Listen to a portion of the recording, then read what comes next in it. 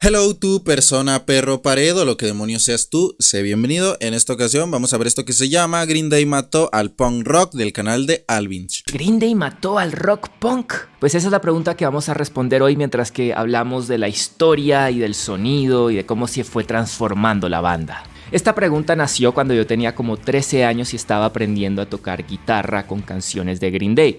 Yo creo que es muy normal que adolescentes cuando empiezan a tocar la guitarra tocan canciones de Green Day y de Nirvana. Quizás un poco más de Nirvana, pero es que como son sencillas de tocar, por lo general son puras quintas, entonces es como, sí, mira mamá, estoy tocando la guitarra, soy un crack, voy a ser una estrella de rock, voy a revolucionar el rock. Tonterías que uno piensa de adolescente. Tal como hace la mayoría de adolescentes que están aprendiendo a tocar guitarra. ¿Será que tienes tiempo para escucharme llorar? Y en algún momento llegó alguien mayor y me dijo algo como: Green Day ni siquiera es punk de verdad. Un señor que salió de la nada, tú hablando de Green Day. Sí, Green Day. Green Day no es punk de verdad. Señor, no sé quién es usted. Me da miedo, por favor, aléjese. Y pues a mí me dio bastante igual porque yo tenía 13 años y ni siquiera sabía lo que era el punk. Pero hoy en día sí se presta para una conversación muy interesante que voy a tener conmigo mismo, porque obviamente en este momento estoy hablándole a una cámara. Así que empecemos.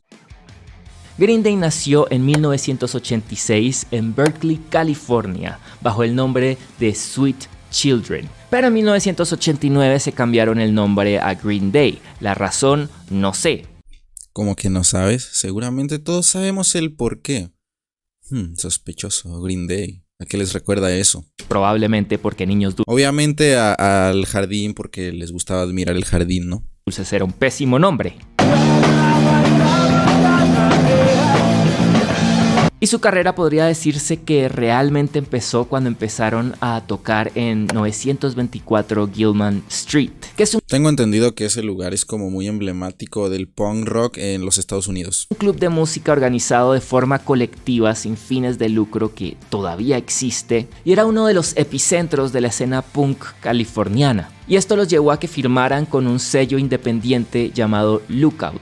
Y los discos que sacaron con este sello fueron muy exitosos dentro de los estándares de un sello independiente. Tan exitosos de hecho que cuando estaban de gira, cada vez más y más fans les preguntaban dónde podían comprar sus discos. Y luego ellos terminaban yendo a las tiendas de discos de punk locales y no encontraban su propio disco. Era claro que su gran éxito se estaba saliendo del alcance de las manos de su pequeño sello independiente, lo que los llevó a un gran dilema sobre si firmar o no con una disquera major. Y el hecho de que seas una banda punk, muchas veces van a decir, no, es que eso es venderse, porque muchas veces es más como el conflicto que tienen las bandas punk que incluso en otros estilos, porque quizás en otros estilos es más sencillo el decir, Simón, fírmale, pero el punk como tiene ideales de, no, es que nosotros mismos, entonces cuando firman con una disquera grande entiendo que muchos los tachen de,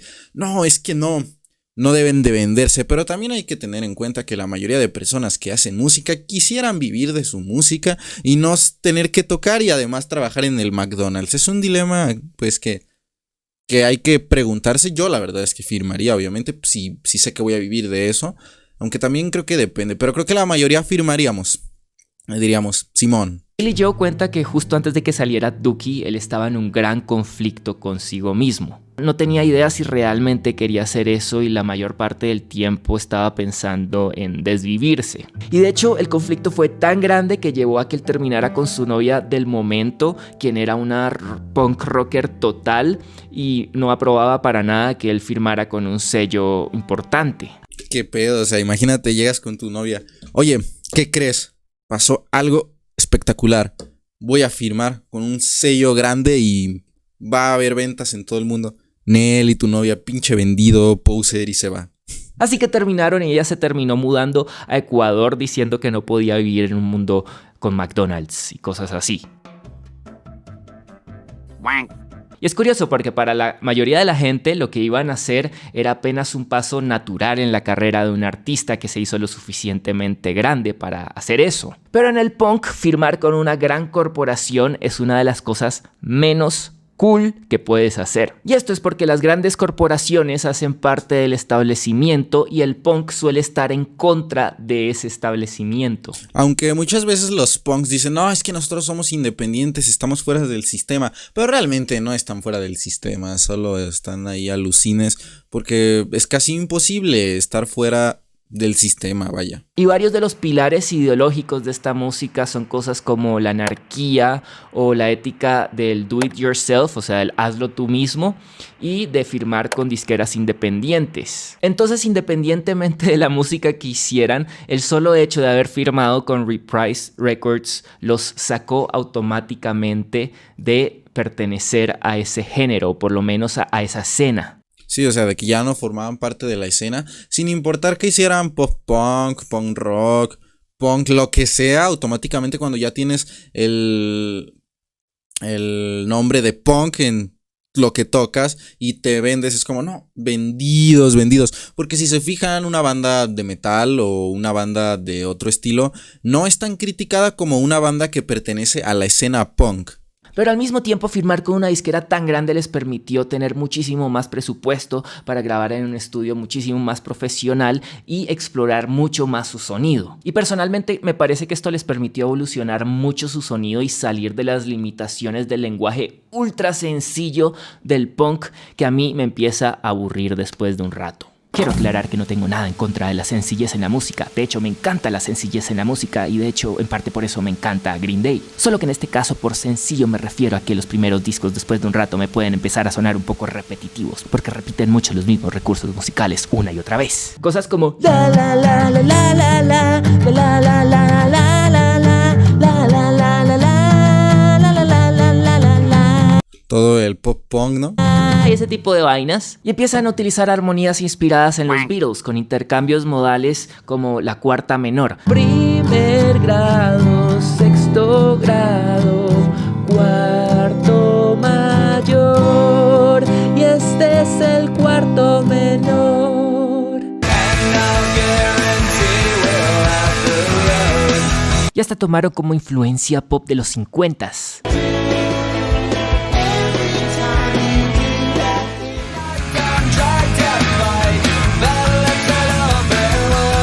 Entonces, en 1994, Green Day saca el álbum llamado Dookie, que es un gran, pero gran éxito y vende más de 10 millones de copias solamente en Estados Unidos, lo que los lleva automáticamente a ser una de las bandas más grandes del planeta. Y creo que hay varias razones por las que su música resonó tan bien con la gente joven. La primera es que su sonido no estaba tan alejado de lo que estaba ocurriendo musicalmente en la escena mainstream, que era el grunge de la época, que estaba plagada de rock alternativo y grunge con bandas como Nirvana o Pearl Jam. Y esto es porque el grunge es un género con orígenes muy cercanos a la escena punk, tanto en sonido como en cultura e ideología, y a pesar de que no sean exactamente la misma cosa, solo basta con escuchar a Kurt Cobain hablar 5 minutos para uno darse cuenta de eso. Punk rock made me realize that you don't have to be professional, you just have to have passion. Pero algo que los separaba mucho del montón era lo paradójico que era su sonido en contraste con la letra de sus canciones. Porque las melodías solían utilizar tonalidades mayores que sonaban todas felices en contraste con letras que eran muy deprimentes y darks. Y como ejemplo de esto podemos tomar la canción de Green Day que todo el mundo se sabe y que pertenece al disco Dookie. Do you have the time to listen to me? La verdad es que sí, pensé en Basket Case. Es que la verdad, si uno no le presta atención a la letra de Basket Case, es muy difícil sospechar que la canción habla sobre depresión extrema. Y hablando de la letra, las emociones que Green Day transmitía me recuerdan mucho a este meme. Y estas emociones resonaron muy fuerte con el espíritu de la época, que tal como podemos ver en las películas que estaban sacando en esos años, era una generación completamente decepcionada con el sueño americano que le habían... Sí, o sea, los 90s tenían un sonido como un poco depresivo, desilusionante, desesperanzador, y era un por eso es que las bandas de grunge tienen un sonido, si se fijan, pues de esa manera, y Green Day, aunque no tenía ese sonido, sí tenía la temática de... Entonces era como contrastante el sonido de Green Day con lo que quería plasmar, lo que decía.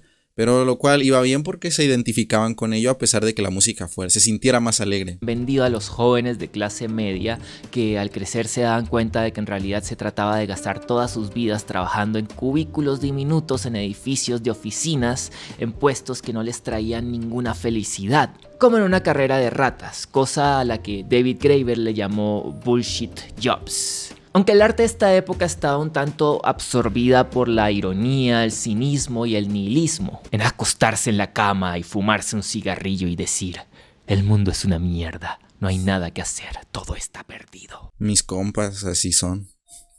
Y una crítica que se le puede hacer a esta visión del mundo es que es otro tipo de conformismo, porque esta resignación no va a llevar a nada, a ningún cambio. Es otra forma de colaborarle a la gente horrible que hace que el mundo sea así, lo que nos lleva al cambio de milenio.